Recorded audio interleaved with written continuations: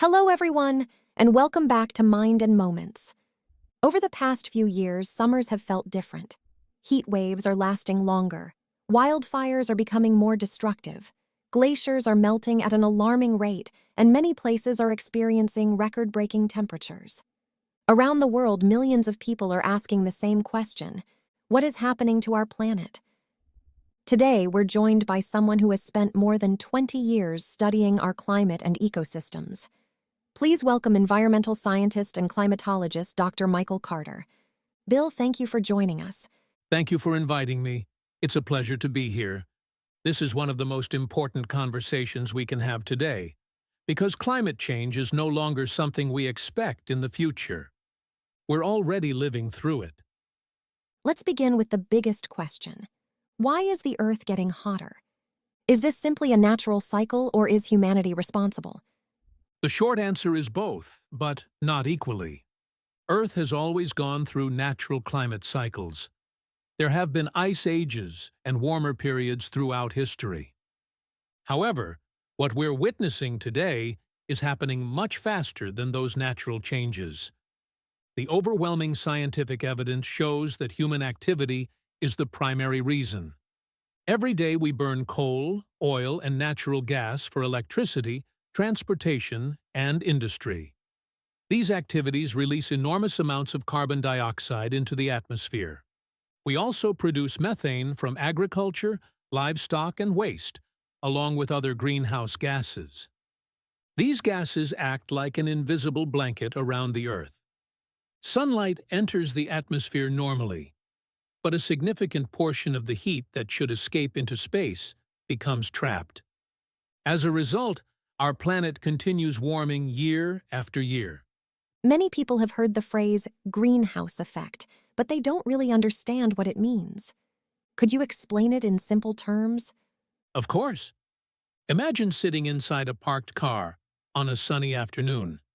Sunlight passes through the windows, warming the seats and dashboard. The heat builds up inside because it can't escape efficiently. Our atmosphere behaves in a similar way. Without greenhouse gases, Earth would actually be too cold for human life. The problem is that we've added far too many of them, causing the planet to overheat. It's like putting 5 thick blankets over yourself on a summer night. So it's not just the air that's warming? Not at all. In fact, the oceans are absorbing around 90% of the excess heat created by global warming. That might sound like good news, but it's actually very concerning. Warmer oceans fuel stronger hurricanes, heavier rainfall, marine heat waves, coral bleaching, and rising sea levels. Scientists have reported that June 2026 recorded the warmest global ocean temperatures ever observed for the month of June. That tells us the Earth's climate system is still accumulating heat. How serious is the situation right now? Very serious. During June 2026, Western Europe experienced its hottest June ever recorded. Countries like Spain, France, Italy, and Portugal faced prolonged heat waves with temperatures exceeding 40 degrees Celsius in many areas. At the same time, the world experienced one of its hottest Junes ever measured. These aren't isolated events.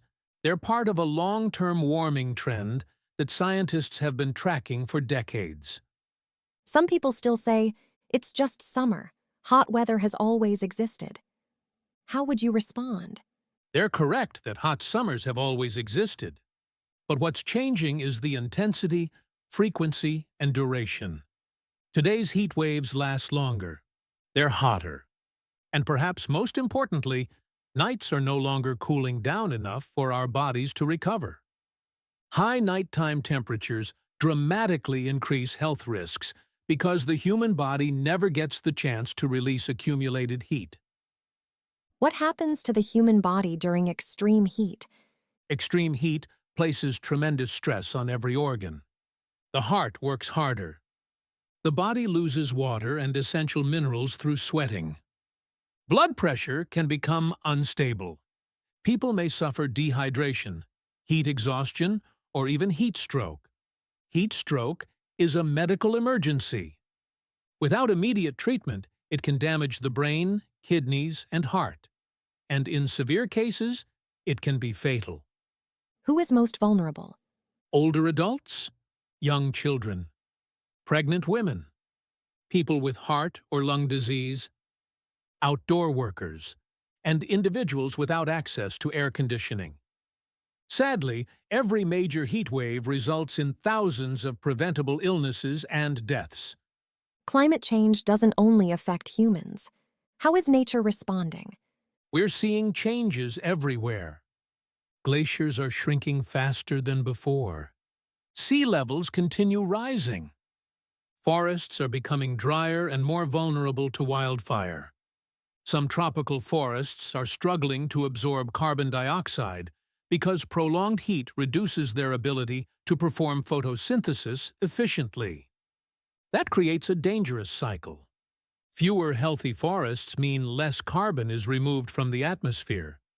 More carbon means more warming, and more warming damages even more forests. Many viewers might wonder, what difference can one person really make? That's an understandable question. No single person can solve climate change alone. But millions of people making small, consistent choices absolutely can make a difference. Reduce unnecessary energy use. Walk or cycle when possible. Use public transportation. Plant trees. Reduce food waste. Avoid single-use plastics. Support clean energy. And perhaps most importantly, talk about climate change. Real change begins when people understand the problem. What practical advice would you give people during extreme heat? Stay hydrated throughout the day. Don't wait until you feel thirsty. Avoid direct sunlight between late morning and late afternoon whenever possible. Wear light-colored, loose-fitting clothing. Use hats and sunscreen outdoors. Check on elderly family members and neighbors. Never leave children or pets inside parked vehicles, even for a few minutes.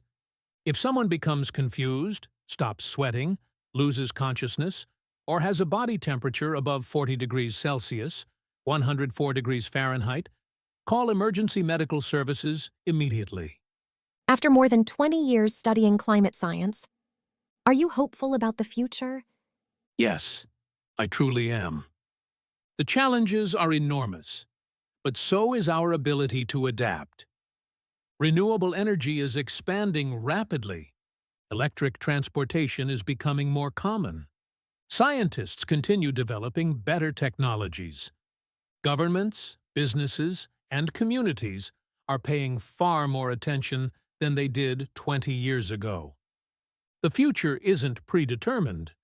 The decisions we make today will shape the world our children inherit.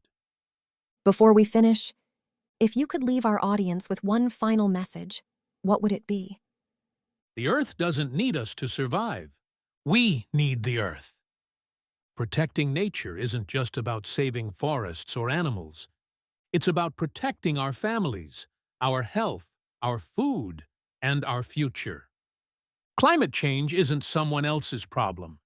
It's everyone's responsibility. And every positive action, no matter how small, matters.